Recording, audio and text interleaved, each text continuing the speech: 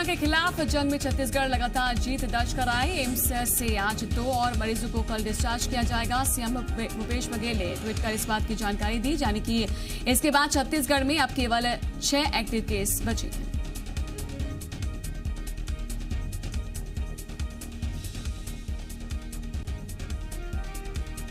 छत्तीसगढ़ में कोरोना के कुल कई मरीज, आपको बता दें, सीएम भूपेश बघेल ने ट्वीट कर 2 और मरीजों के स्वस्थ होने की जानकारी दी। उन्होंने ट्वीट कर लिखा कि 2 और कोरोना पॉजिटिव मरीज स्वस्थ होकर एम्स द्वारा कल डिस्चार्ज किए जा रहे हैं। आशा करता हूं कि अन्य 6 मरीज भी जल्द स्वस्थ होंगे।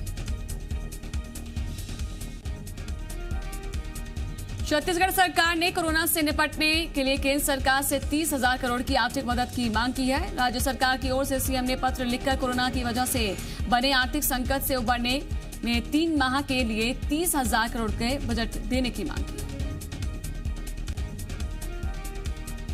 राज्य सरकार ने केंद्र से सीएसआर की जमा राशि भी देने की मांग की। हालांकि राज्य सरकार ने राज्य आपदा कोष से ही स्वास्थ्य विभाग को कोरोना से लड़ने के लिए बजट जारी किया है और वहीं पर बीजेपी कह रही है कि डीएमएफ फंड का पैसा कोरोना में खर्च करने की अनुमति केंद्र सरकार ने दी है। मध्य प्रदेश में 100 नए मरीजों की कोरोना रिपोर्ट पॉजिटिव आई है, जिसके बाद प्रदेश में कोरोना संक्रमितों की संख्या तादाद लगभग बढ़कर 1,687 हो चुकी है। वहीं पर इंदौर, भोपाल, उज्जैन और खरगोन सबसे ज्यादा संक्रमित जिले हैं। इंदौर में आज 22, भोपाल में 20, खरगोन में 10 मरीजों में कोरोना की पुष्टि हुई है। आज सबसे ज्यादा केस उज्जैन से सामने आए हैं, जहां पर 35 लोगों की रिपोर्ट कोरोना पॉजिटिव आई है। जबलपुर में भी 4 नए कोरोना संक्रमित मरीज मिले हैं।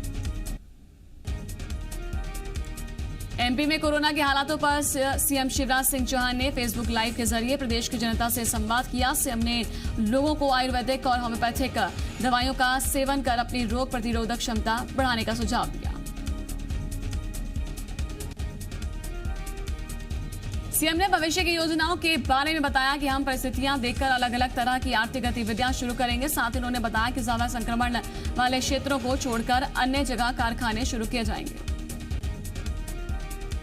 सीएम ने कोरोना वॉरियर्स का जिक्र करते हुए कहा कि उत्कृष्ट काम करने वालों को स्वतंत्रता दिवस यानी कि 15 अगस्त को कोरोना पदक और कर्मवीर सम्मान दिए जाएंगे। साथ ही कोरोना संक्रमितों के इलाज में लगे लोगों को हर महीने 10,000 की सहायता राशि दी जाएगी। भोपाल में मुख्यमंत्री शिवराज सिंह चौहान ने आज मंत्रालय में वीडियो कॉन्फ्रेंसिंग के जरिए राज्य स्तरीय सलाहकार समिति की बैठक ली। बैठक में सीएम शिवराज सिंह ने प्रदेश में कोरोना संक्रमण की स्थिति को लेकर चर्चा की। साथ ही बैठक में सीएम ने अन्य मुद्दों पर भी चर्चा कर जरूरी दिशा निर्देश दिए। मध्य प्रदेश के 4 जिलों में 3 मई के बाद भी लॉकडाउन जारी रह सकता है। इसके संकेत सीएम शिवराज सिंह चौहान ने दिए हैं। कोरोना के बढ़ते संक्रमण के बीच सरकार 4 जिलों में लॉकडाउन बढ़ाने पर विचार कर रही है। प्रदेश में कोरोना के हालात पर बयान देते हुए सीएम शिवराज सिंह चौहान ने कहा कि इंदौर, भोपाल, उज्जैन, खरगोन में 3 मई के बाद भी लॉकडाउन जारी रह सकता है। समीक्षा के बाद ही लॉकडाउन हटाने का फैसला लिया जाएगा। सीएम शिवराज सिंह ने शाम 4 बजे बीजेपी टास्क फोर्स के साथ बैठक करेंगे और वहीं पर इसके बाद प्रदेश की जनता से सीएम शिवराज सिंह चौहान 6 बजे फेसबुक लाइव के जरिए जुड़े। एमपी के स्वास्थ्य मंत्री डॉक्टर नरोत्तम मिश्रा ने कहा कि प्रदेश में कोरोना के हालात काबू में आ रहे हैं। अगर जरूरत पड़ी तो सबसे ज्यादा संक्रमित इंदौर, भोपाल, उज्जैन और खरगोन में 3 मई के बाद भी लॉकडाउन बढ़ाया जाएगा, लेकिन ये फैसला मुख्यमंत्री करेंगे। स्वास्थ्य मंत्री डॉक्टर नरोत्तम मिश्रा ने इंडियन मेडिकल एसोसिएशन और निजी नर्सिंग होम संचालकों से चर्चा की। संगठन के पदाधिकारी ने स्वास्थ्य मंत्री से मुलाकात कर चर्चा की। अब सभी नर्सिंग होम कोरोना संकट में खुले रहेंगे, 24 घंटे सेवाएं जारी रहेंगी। दमोह में रेप का घटना पर सीएम शिवराज सिंह, बीजेपी नेता गोपाल भार्गव ने दुख जताया। वहीं पर सीएम शिवराज सिंह ने ट्वीट में लिखा कि दमोह जिले में एक मासूम बिटिया के साथ दुष्कर्म की घटना शर्मनाक और दुर्भाग्यपूर्ण है। सीएम शिवराज सिंह ने लिखा कि मैंने घटना का संज्ञान लेकर अपराधी को जल्द से जल्द पकड़ने के निर्देश दिए हैं। उस दरिंदे को सख्त से सख्त सजा दी जाएगी। वहीं पर बिटिया की समुचित इलाज में किसी भी प्रकार की कमी नहीं आने दी जाएगी। दमोह में हैवानियत का शिकार हुई बच्ची को न्याय मिलेगा, यह दावा किया है प्रदेश के गृह मंत्री डॉक्टर नरोत्तम मिश्रा ने। नरोत्तम मिश्रा के मुताबिक घटना की जांच के लिए एसआईटी का गठन किया जा चुका है। आरोपी पर सख्त से सख्त कार्रवाई की जाएगी। घटना पर पूर्व मुख्यमंत्री कमलनाथ ने सरकार पर निशाना साधा। उन्होंने लिखा कि शिवराज जी, ये प्रदेश में क्या हो रहा है। लॉकडाउन में भी अपराधियों के हौसले बुलंद है। दमोह के जबेरा में एक मासूम बालिका की दोनों आंखें फोड़ने व दरिंदगी की भी बात सामने आ रही है। कमलनाथ ने लिखा कि इतनी नृशंस दरिंदगी भरी घटना, वो भी लॉकडाउन के दौरान, जहां आमजन आवश्यक वस्तुओं के लिए भी घर से बाहर तक नहीं निकल पा रहे, वहां पर अपराधी खुलेआम घूम रहे हैं। एक मां की आपकी सरकार प्रदेश को किस ओर ले जा रही है। दमोह में बच्ची से दरिंदगी की वारदात पर सियासत तेज हो गई है। वहीं पर पूर्व मंत्री जीतू पटवाई ने ट्वीट कर शिवराज सरकार पर हमला बोला है। उन्होंने लिखा कि मध्य प्रदेश में बलात्कार में नंबर 1 बनाने वाला राज लौट आया है। दमोह में 7 साल की बच्ची से बलात्कार और फिर उसकी आंखें फोड़ने की घटना ने प्रदेश को दहला दिया है। शिवराज सिंह चौहान ने कहा कि शर्म आनी चाहिए। उनकी सत्ता भूख ने मध्य प्रदेश को फिर से वहीं पर लाके खड़ा कर दिया। दमोह में 7 साल की बच्ची के साथ दुष्कर्म और फिर उसकी आंखें फोड़ने की घटना से मध्य प्रदेश हिल गया है। बीजेपी नेताओं पर घटना को सभ्य समाज के माथे पर कलंक बताया। वहीं पर साथ ही दावा किया कि इस हैवानियत के आरोपी को सरकार हर कीमत पर सख्त से सख्त सजा दिलाएगी। दमोह में मासूम से दरिंदगी करने वाले आरोपी को पुलिस ने गिरफ्तार कर लिया है। आरोपी का नाम सचिन सेन है और वो दमोह के बंशीपुर इलाके के रहने वाला है। वहीं पर पुलिस ने वारदात के 8 घंटे के अंदर ही आरोपी को गिरफ्तार कर लिया। सागर रेंज की आईजी अनिल शर्मा ने आरोपी पर 25,000 रुपए का इनाम घोषित किया था। वहीं पर दरिंदगी का शिकार हुई नाबालिग का जबलपुर में इलाज चल रहा है। फिलहाल मासूम खतरे से बाहर है। दमोह के जवेरा में 7 साल की बच्ची का अपहरण और रेप का मामला सामने आया। आरोपियों ने निर्मम तरीके से बच्ची के साथ रेप की वारदात को अंजाम दिया। इसके बाद आंख फोड़कर बच्ची के हाथ पैर बांधकर खेत में फेंक दिया। बच्ची को गंभीर हालत में इलाज के लिए जबलपुर रेफर किया गया। घटना के बाद बड़ी संख्या में लोग जबेरा थाने के बाहर जमा हो गए और आरोपियों की जल्द गिरफ्तारी की मांग करते हुए हंगामा करने लगे। पुलिस ने इस पूरे मामले की जांच के लिए एसआईटी का गठन किया। पूर्व मंत्री उमंग सिंगार ने ट्वीट कर बीजेपी पर निशाना साधा है। उमंग सिंगार ने अपने ट्वीट में बीजेपी से 2 सवाल किए। सिंगार ने पूछा कि बुंदेलखंड में बीजेपी का सबसे बड़ा नेता कौन है, गोविंद राजपूत, भूपेंद्र सिंह या गोपाल भार्गव। दूसरे ट्वीट में सिंघार ने यही सवाल मालवा को लेकर भी किया। सिंघार ने पूछा कि तुलसी सिलावट, सुमित्रा महाजन और कैलाश विजयवर्गीय में से मालवा में बीजेपी का सबसे बड़ा नेता कौन है। झाबुआ विधायक कांतिलाल भूरिया के खिलाफ धारा 144 के उल्लंघन का मामला दर्ज हुआ है। झाबुआ कोतवाली में ये मामला दर्ज किया गया है। कांतिलाल भूरिया कलेक्ट्रेट परिसर में धरने पर बैठे थे। विधायक कांतिलाल भूरिया अपने समर्थकों के साथ लॉकडाउन में दूसरे राज्यों में फंसे लोगों की मदद की मांग को लेकर धरने पर बैठे थे। कांतिलाल भूरिया की मांग थी कि दूसरे राज्यों में फंसे मजदूरों को सरकार बसों के जरिए उनके घर वापस लाए।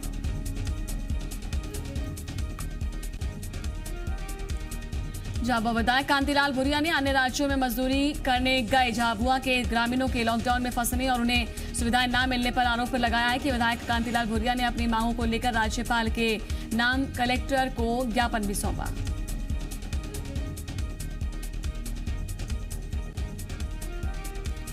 विधायक कांतिलाल भूरिया का आरोप है कि जिले के कई आदिवासी ग्रामीण लॉकडाउन के चलते अन्य राज्यों में फंसे हुए हैं। उन्हें उनके स्थानों पर सुविधाएं भी नहीं मिल पा रही। भूरिया ने मांग की है कि ग्रामीणों को वाहनों के जरिए उनके घरों तक लाया जाए।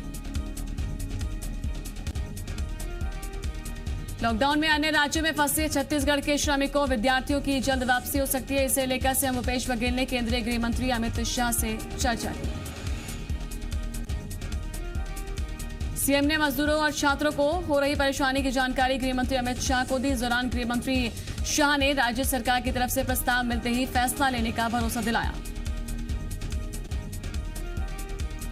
गृह मंत्री से चर्चा के बाद सीएम बघेल के निर्देश पर केंद्र सरकार को प्रस्ताव भेज दिया गया। सीएम भूपेश बघेल ने उम्मीद जताई है कि जल्द ही छत्तीसगढ़ के लोग सकुशल अपने घर वापस आ जाएंगे। सीएम ने ट्वीट कर इसकी जानकारी दी।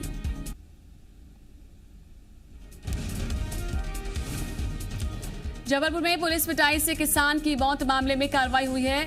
गोराबाजार थाना प्रभारी दिलीप श्रीवास्तव को निलंबित कर दिया गया। टीआई से पहले 5 पुलिसकर्मी भी सस्पेंड हो चुके हैं। पुलिस पर 16 अप्रैल को गाय की तलाश करने निकले किसान को पीटने का आरोप लगा है। वहीं पर इलाज के दौरान किसान की मौत हो चुकी है। इंदौर के राजमोहल्ला इलाके में लोगों ने कोरोना योद्धाओं का अनूठे अंदाज में स्वागत किया। पुलिस वालों के स्वागत के लिए लोगों ने सड़कों के दोनों किनारों को फूलों से सजाया था। वहीं पर जूनी थाने के टीआई देवेंद्र कुमार चंद्रवंशी को भी श्रद्धांजलि दी गई। लोगों ने स्थानीय मस्जिद के बाहर दिवंगत देवेंद्र कुमार की तस्वीर लगाकर श्रद्धांजलि कार्यक्रम आयोजित किया। पुलिस वालों ने अपने अधिकारी को सैल्यूट किया तो वहीं पर लोगों ने अपने घरों से तालियां बजाकर पुलिस वालों का हौसला बढ़ाया। जबलपुर में कोरोना के बढ़ते मामलों के मद्देनजर जिला प्रशासन टोटल लॉकडाउन कर सकता है, ये कहना है कलेक्टर भरत यादव का। कलेक्टर के मुताबिक जिले में कोरोना के अब तक 31 पॉजिटिव मरीज सामने आ चुके हैं। जबलपुर में लॉकडाउन का उल्लंघन करने वालों पर सख्ती जारी है। वहीं पर अब तक जिले में 800 से ज्यादा एफआईआर दर्ज की जा चुकी है। पुलिस की तरफ से 4 कोरोना पॉजिटिव मरीजों पर भी एफआईआर दर्ज की गई है। राजधानी भोपाल में ईओडब्ल्यू स्टाफ के क्वारंटीन हो जाने के बाद ऑनलाइन व्यवस्था पर जोर दिया जा रहा है। भ्रष्टाचार और आर्थिक अनियमितता की शिकायत के लिए ईओडब्ल्यू की वेबसाइट पर मेक कंप्लेंट भी ऑप्शन दिया गया है। मेक कंप्लेंट ऑप्शन की सहायता से ऑनलाइन शिकायत की जा सकती है। वहीं पर क्वारंटीन के द्वारा विभाग के स्टाफ को मोबाइल फोन ऑन रखना होगा ताकि जरूरी शासकीय कार्य होने पर उन्हें ऑफिस बुलाया जा सके।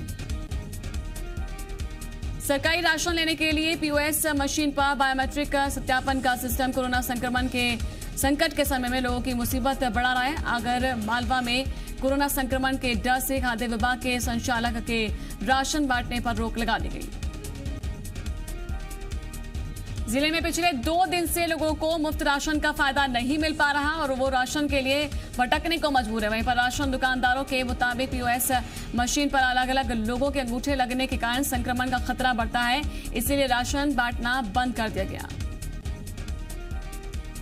दंतेवाड़ा में नक्सलियों ने आगजनी की वारदात को अंजाम दिया। नक्सलियों ने किरंदुल के एसपी 3 में वहां पर 2 ट्रक और एक जेसीबी मशीन को आग के हवाले कर दिया। पुलिस के मुताबिक बड़ी तादाद में नक्सलियों के एक गुट ने इस वारदात को अंजाम दिया। दंतेवाड़ा में 3 जवानों और दूरदर्शन चैनल के कैमरामैन की हत्या में शामिल नक्सली ने सरेंडर कर दिया। सीआरपीएफ डीआईजी और दंतेवाड़ा के सामने सरेंडर करने वाला नक्सली ताती लखमा मलंगीर एरिया कमेटी के सीएनएम कमांडर था।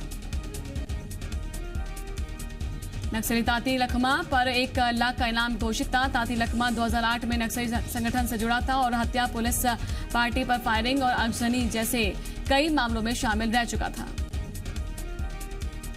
राजगढ़ के मलावर थाना पुलिस की प्रताड़ना से तंग आकर एक युवक ने फांसी लगाकर आत्महत्या कर ली। मृतक राम स्वरूप ने आत्महत्या के पहले वीडियो जारी कर आपबीती सुनाई। मामले में थाना प्रभारी और एएसआई को सस्पेंड कर दिया गया। मृतक रामस्वरूप ने आत्महत्या से पहले बनाए वीडियो में पुलिस पर रेप के झूठे मामले में फंसाने का आरोप लगाया। वीडियो में मृतक ने आरोप लगाया कि पुलिस ने मामला निपटाने के लिए कुल 10 लाख रुपए की मांग की थी।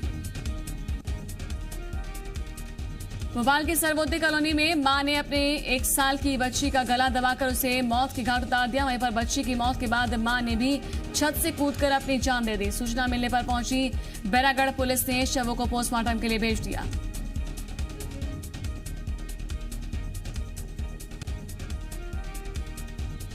फर्जी आरक्षक बनकर ठगी करने वाले एक युवक को पुलिस ने गिरफ्तार किया है। पुलिस को मुखबिर से सूचना मिली कि कवर्धा के आदर्श नगर में एक युवक रहता है जो पुलिस की वर्दी पहनकर नीली बत्ती लगी स्कॉर्पियो गाड़ी में घूमता है और खुद को एसडीएम का ड्राइवर बताता है।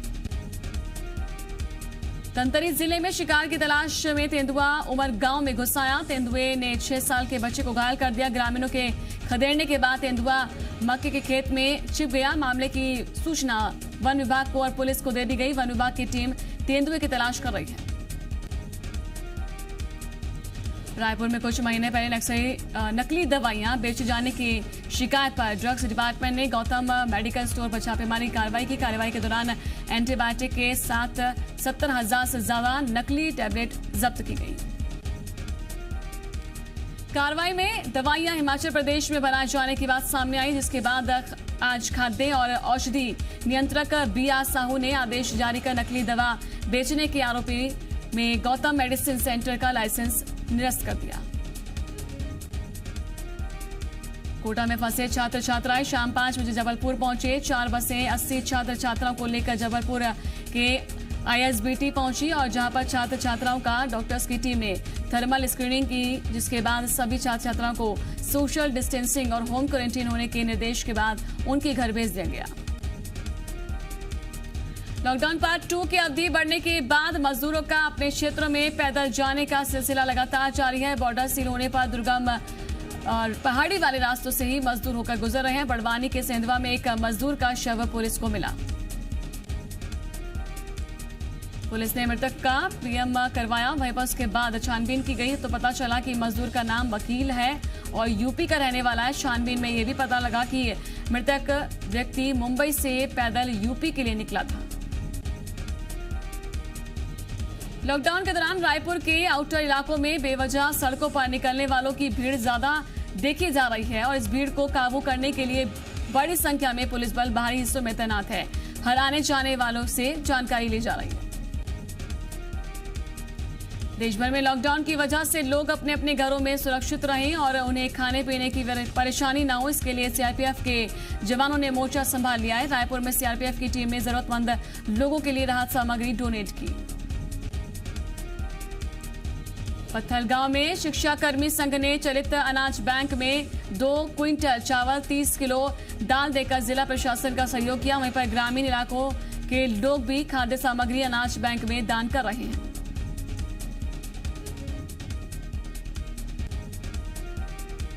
लॉकडाउन में जरूरतमंदों की मदद करने के लिए जशपुर जिला प्रशासन ने चलित अनाज बैंक की शुरुआत की, जिसके तहत एक फोन कॉल पर अनाज बैंक आपकी मदद के लिए पहुंचेगा। जिले के लोग भी अनाज बैंक की मदद कर रहे हैं। बलरामपुर में राष्ट्रीय स्वास्थ्य मिशन में कार्यरत 7 माह की गर्भवती मितानिन अनिता जिले के सुदूर क्षेत्र में अपनी सेवाएं दे रही हैं। गर्भवती होने के बावजूद वो ग्रामीणों को उनके घर घर जाकर कोरोना के प्रति जागरूक कर रही हैं। अनिता गांव में टीकाकरण करने और गर्भवती महिलाओं का रूटीन चेकअप भी कर रही हैं। अनिता के जज्बे को ग्रामीण और स्वास्थ्य विभाग के अधिकारी भी सराहना कर रहे हैं। अनिता जिले में सोनी गांव के सकूलपारा की रहने वाली हैं। नारायणपुर में लॉकडाउन पार्ट 2 को शांतिपूर्ण ढंग से लोगों को समझाने के लिए नारायणपुर पुलिस ने डेमो और देशभक्ति गीत की मदद ली। लॉकडाउन के दूसरे चरण में नारायणपुर थाना प्रभारी प्रशांत राव ने लोगों को देशभक्ति गीत गाकर सोशल डिस्टेंसिंग और समय समय पर हाथ धोने के बारे में बताया। लॉकडाउन में मृत्यु के बाद होने वाले आयोजनों पर कोरोना संक्रमण के कारण रोक लगाई गई है। ऐसे में रतलाम के पालसोड़ा में बुजुर्ग की मौत के बाद परिवार के लोगों ने गांव में मास्क और सैनिटाइजर बांटकर उन्हें संक्रमण के प्रति जागरूक किया। जबलपुर में एक बच्ची का जन्मदिन लोगों के लिए मिसाल बन गया। हनुमान ताल के क्षेत्र में रहने वाले दिविजा जैन का जन्मदिन उनके परिवार ने धूमधाम से मनाया, लेकिन सोशल डिस्टेंसिंग का ध्यान रखते हुए।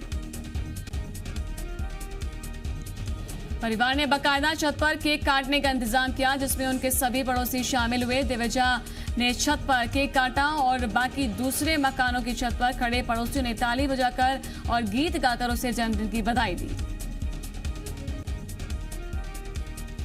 जांजगीर चांपा पुलिस ने social media multi talent competition unlock the कलाकार लॉक द कोरोना थीम पर आधारित पेंटिंग और ड्राइंग प्रतियोगिता का आयोजन किया। प्रतियोगिता के पहले चरण में पेंटिंग प्रतियोगिता आयोजित की गई।